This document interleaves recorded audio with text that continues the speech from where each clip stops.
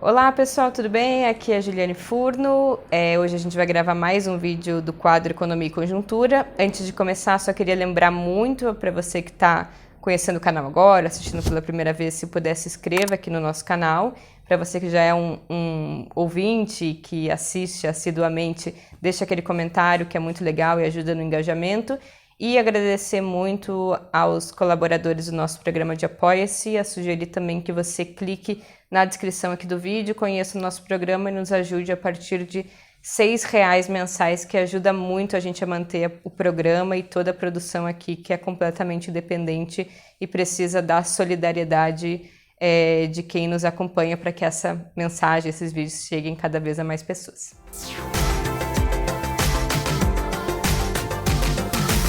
Então, como eu adiantei, o vídeo vai tratar da OCDE, do Brasil, né, estar em vias de entrar na OCDE, que é a Organização para a Cooperação e Desenvolvimento Econômico, que foi notícia aí recente, se não me engano, na semana passada, e que para alguns, é bom lembrar, foi motivo de muita comemoração, principalmente com a possibilidade do Brasil abrir vantagem ali na atração de investimento externo, tanto pelo compromisso com as melhores práticas, vocês vão ver, eu me referi várias vezes a esse conceito, quanto por vários fundos de investimento que também têm ali nas suas regras internas que só podem investir em países que são membros da OCDE, mas, obviamente, o aceno da possibilidade do Brasil compor de fato a OCDE levanta muitas questões sobre o cerceamento da autonomia e da soberania da política econômica interna, justamente por este conjunto de regras que os países membros precisam seguir para estar em conformidade com o bloco. Antes de entrar nessas questões, que eu já adiantei aqui nessa introduçãozinha, vale a pena fazer referência, para quem não conhece muito, ao fato de que a OCDE era antigamente conhecida, né, como o clube ali dos países mais ricos para a cooperação que envolvia troca de estudos, dados estatísticos, sugestão de práticas econômicas, coisa e tal. Só que hoje a OCDE, vamos dizer, ampliou um pouco o escopo de participantes e permitiu que alguns primos pobres também começassem a entrar no bloco. Primeiro, os europeus, claro, como a Grécia, que estava atolada em dívida e virou ali um playground do FMI depois da Troika, e mais recentemente o México também, tem na América Latina aqui o Chile como um país membro. Acontece que o primo Brasil, né, ainda vai ter que trilhar vários passos para de fato entrar no bloco, porque o caminho envolve tensões geopolíticas, por exemplo, com a França, que falou que não vai aprovar a entrada do Brasil enquanto o Bolsonaro estiver na presidência, e outras questões que também envolvem um debate hoje bastante em voga, que são as questões relacionadas à preservação ambiental. Na imprensa, vocês também devem ter visto que a possibilidade de entrada no Brasil na OCDE foi aplaudidíssima, porque segundo os nossos jornalistas econômicos, aí dos grandes veículos de imprensa, a entrada do Brasil na OCDE vai nos dar um selo de qualidade, né? Que seria algo como uma comprovação de que o Brasil tem essas boas práticas, e isso então vai ajudar, como eu falei, na atração de investimento estrangeiro para inverter capital aqui internamente. Só que esse lance de atrair capital internacional envolve muitas variáveis que são muito maiores do que um selo de confiança. Veja bem, não adianta muito, ou pelo menos não é o elemento determinante, ter um selo de boas práticas em períodos de crise, por exemplo. Porque nestes períodos, como a gente vive agora, reina um elemento chamado incerteza, e estes capitais tendem a se refugiar nesse momento nos lugares que são mais seguros. Por exemplo, se for um capital especulativo e mais de curto prazo, o determinante não vai ser o selo de boas práticas, mas o diferencial de taxa de juros. Para quem quiser entender, inclusive, isso melhor, eu sugiro que assistam a aula 3 do minicurso Maria da Conceição Tavares para ver como os Estados Unidos, sem nenhum selo de boas práticas, drenou todo o capital do mundo com um só golpe na taxa de juros, né, e nenhum outro selo qualquer. Outro elemento é que o selo de boas práticas ele não garante, né, a tal da estabilidade que os países seriam herdeiros. Veja, Chile, México, até a Coreia do Sul, nenhum deles evitou entrar em crise porque estavam na OCDE. E não adianta ter boas práticas se o que se produz internamente num ambiente instável, e aí até o Paulo Guedes, por exemplo, falou sobre isso, quando ele disse que o câmbio era muito mais ruído político do que político interno. Então, ter o selo não garante estabilidade cambial, por exemplo. E entrar, sim, na OCDE dirime, em grande medida, a margem de manobra da política econômica, e é justamente este tipo de acordo que, na minha avaliação, tem possibilidade de ampliar a crise, porque se você reduz a capacidade de reação do Estado às flutuações internacionais, você deixa mais vulnerável a sua economia à crise. Além disso, esse argumento se baseia num institucionalismo que é muito simplista e faz parecer que tudo é uma questão de ter boas instituições e boas práticas, né? Negando, em alguma medida, dimensões estruturais que conformam a estrutura de países subdesenvolvidos, como é o Brasil, e da própria organização da dinâmica do comércio internacional, sobretudo pós anos 80, que tem uma dinâmica para muito além das instituições. E além disso, né, essas coisas boas também precisam ser problematizadas, né? Na minha opinião, quando se fala em compor blocos e organizações que envolvem políticas únicas para países desenvolvidos e subdesenvolvidos, sem passar por questões estruturais, empobrece um pouco o debate, porque a gente está falando de países que se desenvolveram negando tudo aquilo que eles dizem que hoje os países subdesenvolvidos têm que fazer.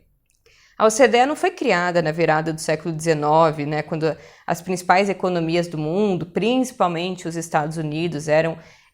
um país super protecionista, né, a economia mais fechada do mundo, ou quando se tinha muito controle sobre os fluxos de capitais, preservando o resguardo ali da volatilidade daquelas moedas. Então, me soa muito estranho hoje existir regras universais que não diferenciam o nível, ou o padrão, ou o ritmo de desenvolvimento de economias que são radicalmente distintas, né, no que tange a produção e a difusão do progresso técnico. Então, deveria haver ali uma margem de manobra, né, para que algumas regras valessem para algumas economias e pudessem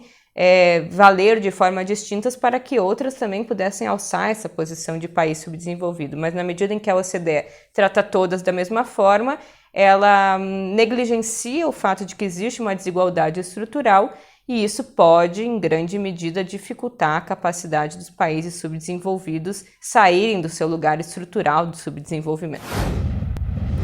Tem outro elemento aqui na esteira disso, que é, por exemplo, a Lava Jato. Então, sobre esse mesmo argumento de boas práticas, e claro, coordenado pelos Estados Unidos, que hoje exercem o centro imperialista do mundo,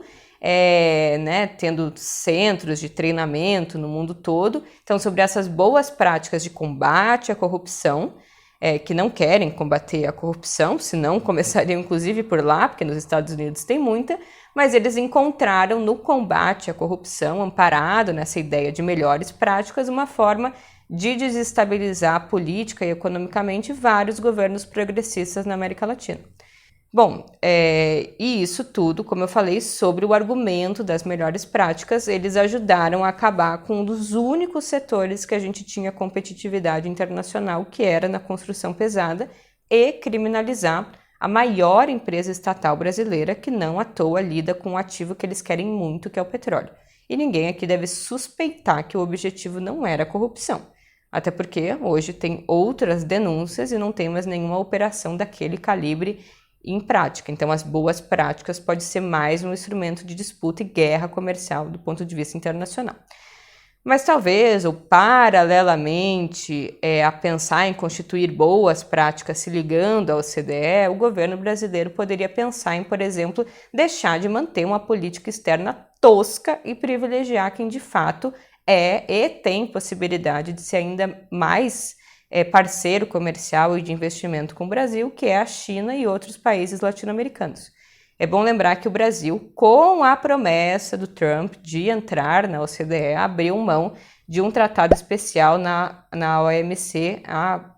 menos de 2 anos atrás.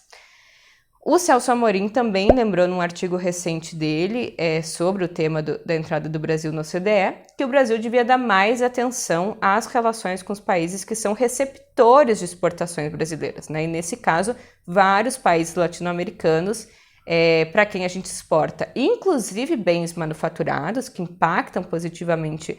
a nossa balança comercial e a cadeia produtiva, estão meio fora do escopo de relações. E é bom lembrar que a China, inclusive, recentemente ultrapassou o Brasil como principal parceiro e importador de produtos argentinos. Então, enquanto isso, a gente está perdendo o mercado aqui para os nossos vizinhos latino-americanos. Por fim, tem um outro elemento, ainda de caráter mais estrutural, que é a entrada do Brasil na OCDE, assim como em boa medida dos acordos como foram da OMC e toda a forma subordinada e passiva de ingresso no Brasil na globalização produtiva nos anos 90. Todo esse universo de acordos dos anos 80 para cá, eles têm como característica principal o constrangimento das margens de manobra da política econômica doméstica. Então, eles vão inviabilizando uma série de políticas comerciais, industriais e macroeconômicas que são muito importantes para o desenvolvimento de um país que, é bom lembrar, é marcado por uma estrutura subdesenvolvida e que recentemente vem passando por um processo de reespecialização produtiva no setor agroexportador. Então, eu falo aqui principalmente do fato de que entre as regras aí das tais as boas práticas da OCDE está o pleno alinhamento aos ditames do livre mercado, né, uma diminuta margem discricionária da atuação da política econômica e principalmente a garantia de uma conta de capital completamente aberta no país. Então, se a gente for olhar hoje para o problema da inflação, né, para pegar aqui um dos principais problemas que tem afligido a economia brasileira, ele está justamente amparado na vulnerabilidade extremada da economia brasileira aos fluxos internacionais de capitais, porque a gente não tem quase nenhum controle da conta de capitais. O que foi feito, por exemplo, na crise de 2008, com o IOF, na gestão do Guido Mantega, né, para conter o caráter ali de sobrevalorização da nossa moeda, não poderia ter sido feito, provavelmente, se o Brasil tivesse na OCDE. Assim como agora, o contrário, né, a mesma ausência de controle sobre esses fluxos é o que explica, em parte importante, o processo de desvalorização da nossa moeda e a consequente inflação de custos que a gente vive. Então, eu queria deixar um pouco essas reflexões aqui, né? Esse movimento que é mais geral, que integra um movimento de dimensões mais abrangentes, que vive o capitalismo desde a virada do neoliberalismo, em que o esvaziamento do poder dos estados nacionais e da política econômica ele vai sendo muito funcional para impedir o desenvolvimento de caráter mais autônomo das economias periféricas. Então, dá para dizer que esse é mais um passo rumo ao esvaziamento do raio de manobra da política econômica e dá para dizer, sem muita teoria da conspiração, de que é a forma da manutenção das relações desiguais a níveis globais. Então, você integra os países num bloco para garantir que as desigualdades permaneçam no mesmo patamar. É isso, espero que tenham gostado. Tchau!